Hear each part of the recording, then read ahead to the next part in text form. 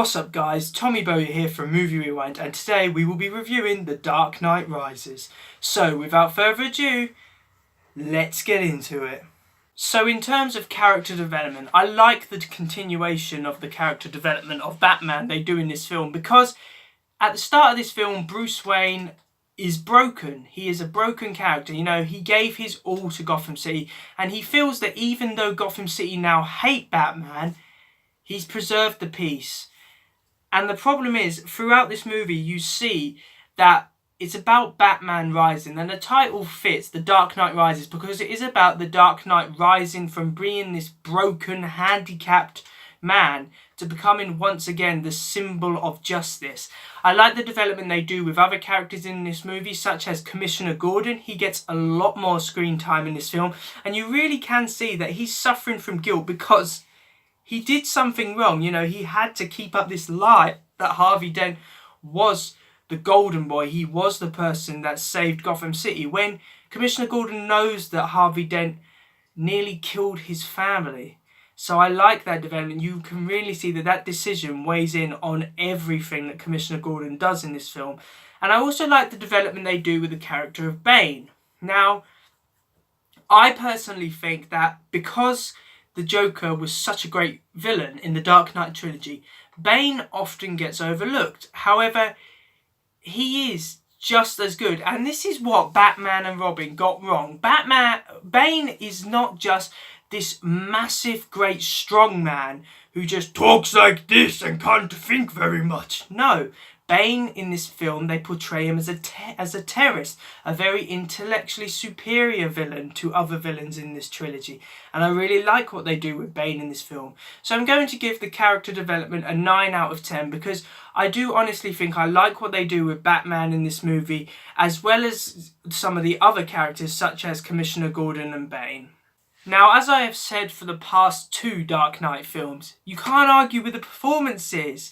Christian Bale gives a realistic depiction of Batman, and also probably the most complex he has in any of these films today, because at the start of this movie, as I've said, Batman is broken. Bruce Wayne is a broken character. He has lost everything, and it's all about Bruce Wayne starting to believe in himself again, and believing that it is Batman that Gotham City needs. It is not a fallen idol like Harvey Dent. It is Batman, the true symbol of justice in Gotham City. As for the other performances, Michael Caine doesn't get as much screen time in this movie. However, the scenes that he is in, you can tell he's given his all. Gary Oldman as Commissioner Gordon gets a lot more screen time in this movie, and I'd say he's probably the secondary character in this movie. You know, he's the one who has a lot of the storyline going through him, so I think he gives a great performance. Anne Hathaway as Catwoman and Tom Hardy as Bane are great villains. Of course, Anne Hathaway kind of becomes a hero in the end. However, I think she does a fantastic portrayal of Catwoman. And as for all other actors and actresses involved, you know, you can tell they're putting in this all, and you can tell this movie meant a lot to people, because it is the conclusion of 3 films, a trilogy, and they're all putting their all in. They're not just phoning it in. So performances get a 10 out of 10, because, to be frank, some of the best performances I've seen in any film. Now, as for the effects, as I've said for the last 2 films, I like that they use practical effects in this movie. They use more CGI in this film than they have in the previous 2 films. However, I don't mind it. I do prefer practical effects. And as for the choreography, you can't argue with that. Probably one of the best scenes in this film is the scene between Batman and Bane, where they fight and then Bane breaks Batman's back. A lot of very strong choreography in that film, so I really enjoy that scene. So I don't mind the effects. I wish they didn't have as much CGI effects as they do. However, you know, that's just me trying to pick tiny little faults which don't really matter. So the effects, I'm going to give a 10 out of 10, because I can't really argue with the effects in this film. You know, they're all done very well, and the choreography is excellent. Now, the story and writing, I think, is really good. I really enjoyed the storyline for this movie, and I feel that it kind of ends the Dark Knight Trilogy on a high note. Now, it takes a lot of inspiration from Batman Begins, I would say. There is references to the Dark Knight. Of course, at the start of the film, it's very heavy on the Dark Knight, what happened to Harvey Dent. However, I'd say this movie is more a sequel to Batman Begins than the Dark Knight because of how the story works. Of course, Bane is apparently the heir to the League of Shadows.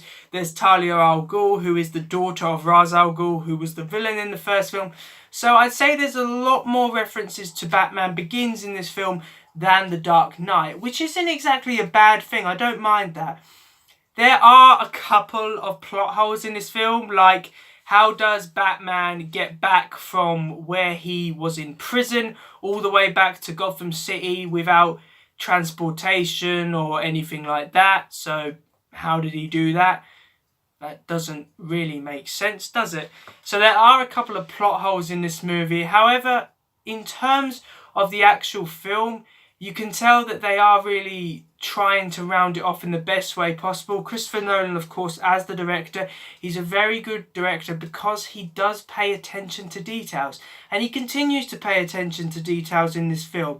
And I really like the ending of this film. The fact that you see Alfred sees, Bruce Wayne with Catwoman kind of, having a happily ever after, which is sometimes something you don't see at the end of movie trilogies. So I like that they have that. And that, of course, they leave it on a cliffhanger with Robin finding the Batcave and, being the next Batman. However, I do believe that was just a cliffhanger. They never intended to make a sequel to this. It was just like a little cliffhanger to say, oh, Batman might not be gone. Batman will live on.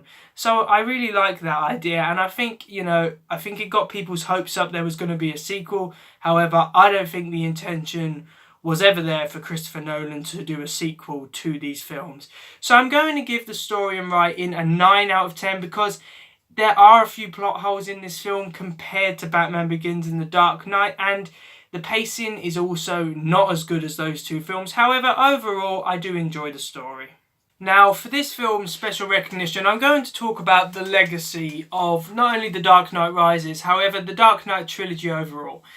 Now, the Dark Knight Trilogy really did change the perception of comic book films because no longer were they being taken as kind of movies for kids or having to be light-hearted and maybe a bit camp, because you can say what you want. I mean, X-Men is probably the exception. However, the original Spider-Man film is a bit cheesy nowadays because, it is a comic book film. It takes a lot of inspiration from the comics.